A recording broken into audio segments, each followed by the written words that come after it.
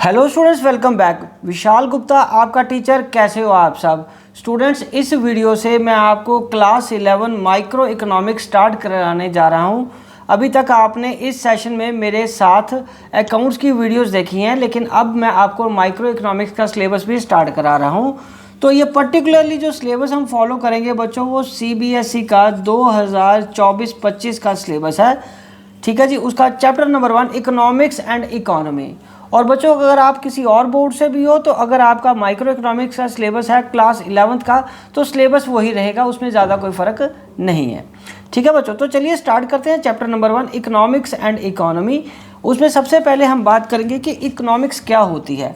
Economics is that branch of knowledge in which those activities of human beings are studied which are undertaken to acquire scarce means to satisfy their unlimited wants. मतलब economics एक वो branch of knowledge है जो economic activities की उन activities को study करता है ह्यूमन बींग्स की, जिनको सेटिस्फाई करना अनलिमिटेड वांट्स को अपने लिमिटेड मीन्स के साथ किस तरीके से किया जाएगा। मतलब अपनी अनलिमिटेड वांट्स को ह्यूमन बींग अपने लिमिटेड रिसोर्सेज के साथ कैसे सेटिस्फाई करेगा, उस स्टडी को हम क्या बोलते हैं? इकोनॉमिक्स। तो ये वो ब्रांच ऑफ नॉलेज है जो हमें ये सिखाती है कि अपने लिमिटेड रिसोर्सेज में से अपनी अनलिमिटेड वांट्स को कैसे सेटिस्फाई करना है। सो इकोनॉमिक्स एक वो साइंस है ह्यूमन बिहेवियर की जो कि concern with the allocation of scarce means in such a manner that consumers can maximise their satisfaction, producers can maximise their profit and the society can maximise its social welfare.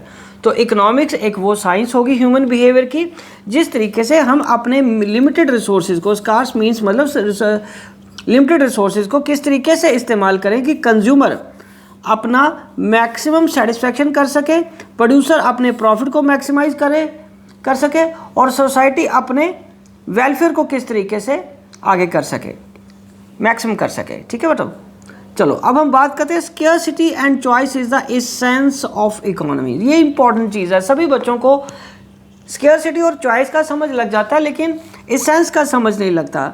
बच्चों, scarcity क्या होती है? Scarcity refers to इस situation when what someone have is less than what he wish to have. जो जितना आप चाहते हो कि आपके पास हो उससे कम यदि हो तो उसको क्या बोलते हैं? Scarcity.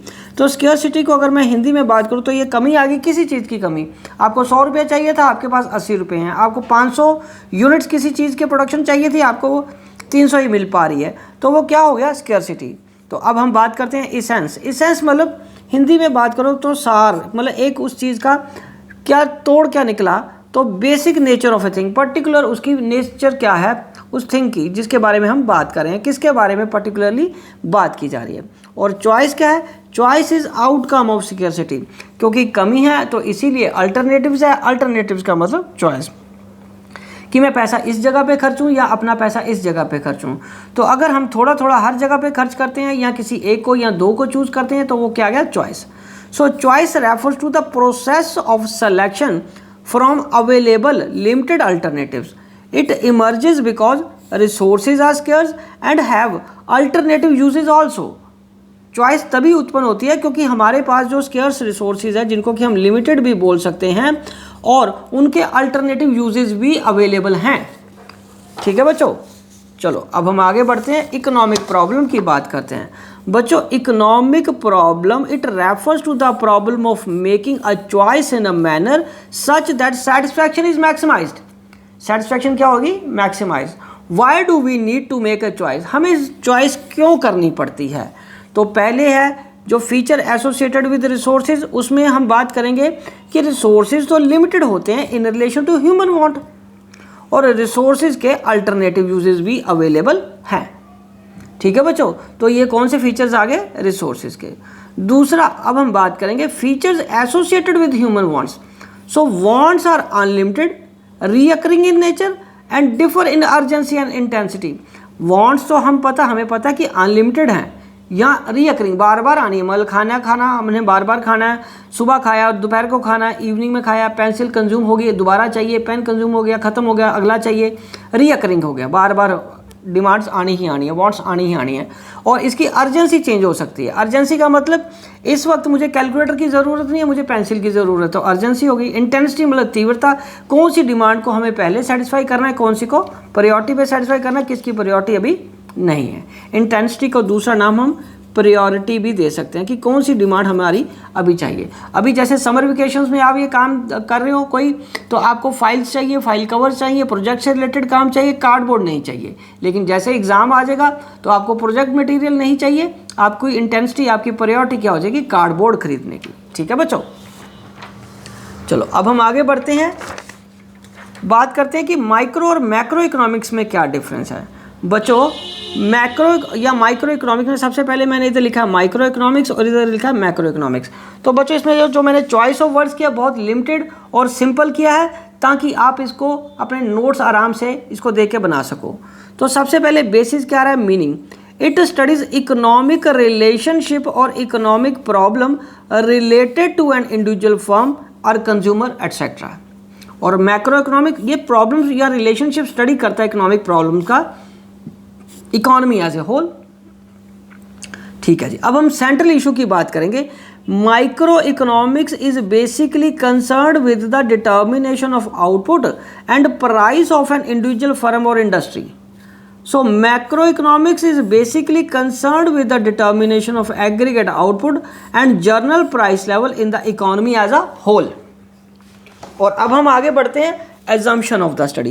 So macro variables like aggregate output and aggregate supply are constant, or micro variables remains constant like distribution of income.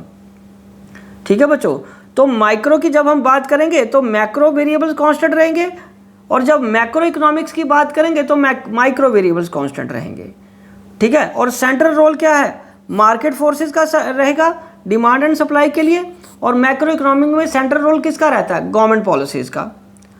और इनके अल्टरनेटिव नाम क्या है, थ्योरी ऑफ प्राइस, ये माइक्रो का अल्टरनेटिव नाम है, और theory of income and employment ये किसका नाम है, मैक्रो का। ठीक है बच्चों, तो ये बहुत सिंपल डिफरेंस के फॉर्म में मैंने बनाया है इसको। चलिए अब हम आगे बात करते हैं कि पॉजिटिव और नॉर्मेटिव इकोनॉमिक्स क्या है। बच्चों जो आपके पास बुक्स हैं उसमें उसका नाम दिया है, मीनिंग दिया है, मतलब और फीचर्स दिए हैं, और फिर उसके बाद डिफरेंस दिए हैं। अगर आप मेरे ये बनाया हुआ डिफरेंस एक बार पढ़ लोगे तो उसमें आपको उसकी मीनिंग, डेफिनेशन और यही तो उसके फीचर्स हैं। अगर अकेला पॉजिटिव इकोनॉमिक्स आता है तो आप ये वाला पोर्शन लिख लेना, अगर अकेला आपको नॉर्मेटिव इकोनॉमिक्स आएगा तो अपना ये वाला पोर्शन लिख लेना, और अगर डिफरेंस आएगा तो उसको इस तरीके से कर लेना। ठीक है जी, तो अलग अलग पढ़ने की जरूरत नहीं, आपको इतने में मैं क्रक्स में समझा देता हूँ। सो मीनिंग में हम सबसे पहले बात करें पॉजिटिव इकोनॉमिक्स। यहाँ मैंने पॉजिटिव इकोनॉमिक्स लिया और इधर normative. So positive economics deal with the economic issues of these happen related to what past में क्या हुआ, प्रेजेंट में क्या हुआ और फ्यूचर में क्या होने वाला है। और normative economic, mind it, normative economic का मतलब नेगेटिव इकोनॉमिक्स नहीं है। So normative economics deals with the opinion of the economist related to economic issue and economic problems. और डिस्क्राइब कैसे करते हैं हम, positive economics relates to what was, what is and what would be, क्या था, क्या है या क्या होने वाला है। और statement of normative economics relate to what ought to be, क्या हो सकता है या क्या होना चाहिए। और तीसरा डिफरेंस है बच्चों पॉसिबिलिटी ऑफ वेरिफिकेशन। बच्चों facts and figures are verifiable for truth but normative statements are not verifiable at all, क्योंकि वो सिर्फ ओपिनियन है। Value judgement, positive economics does not involve value judgement, और नॉर्मेटिव इकोनॉमिक्स तो होती ही सिर्फ वैल्यू जजमेंट है। Classification as true and false, ये ट्रू है और false. Statement of positive economics are not necessarily the statement of truth, these may be true और false, but normative statements can not be termed as true और false, these statements involve opinions only. ठीक है जी, और ये क्या होती हैं, सिर्फ ओपिनियन होती हैं। ठीक है बच्चों, तो ये सिंपल सा डिफरेंस बहुत इजी है, इसको एक बार पढ़ लीजिए और अपने नोट्स बना लीजिए। चलिए अब हम आगे बढ़ते हैं बच्चों, इकोनॉमी क्या होती है। बच्चों इकोनॉमी एक वो सिस्टम है जिसमें पीपल और एक पर्टिकुलर एरिया के अपनी लाइवलीहुड कैसे कमाते हैं उसके बारे में।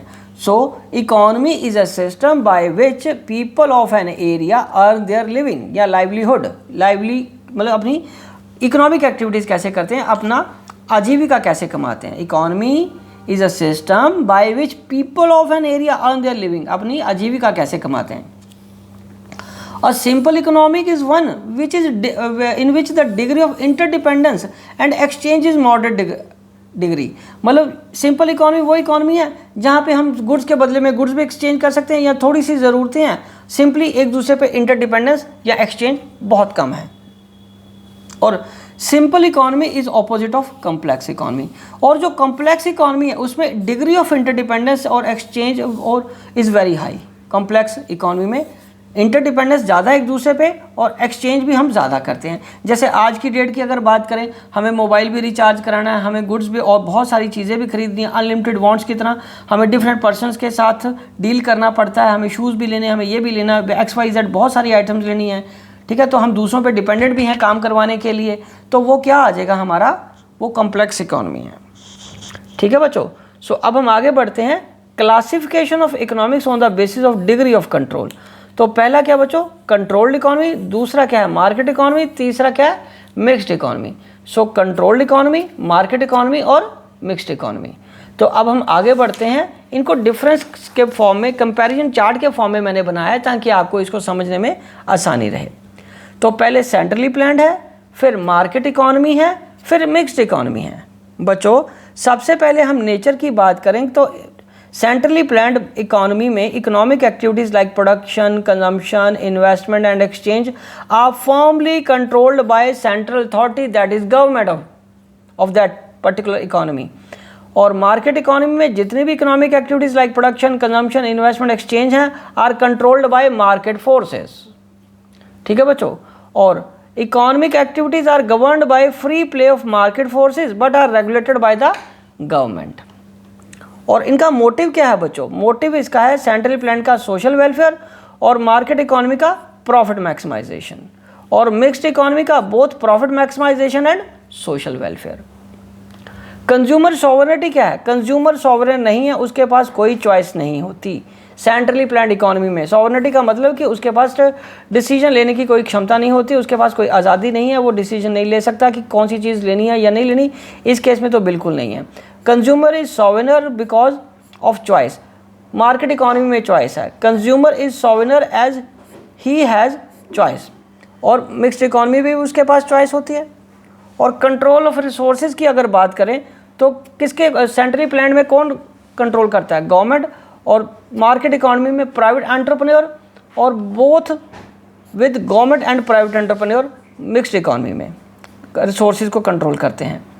और अगर हम प्राइस डिटर्मिनेशन की बात करें तो माइक्रो में कौन, सेंट्रली प्लान में कौन करता है, गवर्नमेंट, मार्केट इकोनॉमी में मार्केट ही कंट्रोल करती है प्राइस को, और determined bye market. Mixed economy में डिटर्मिन तो मार्केट द्वारा किए जाते हैं बट कंट्रोल्ड और रेगुलेटेड बाय द गवर्नमेंट, ठीक है बच्चों।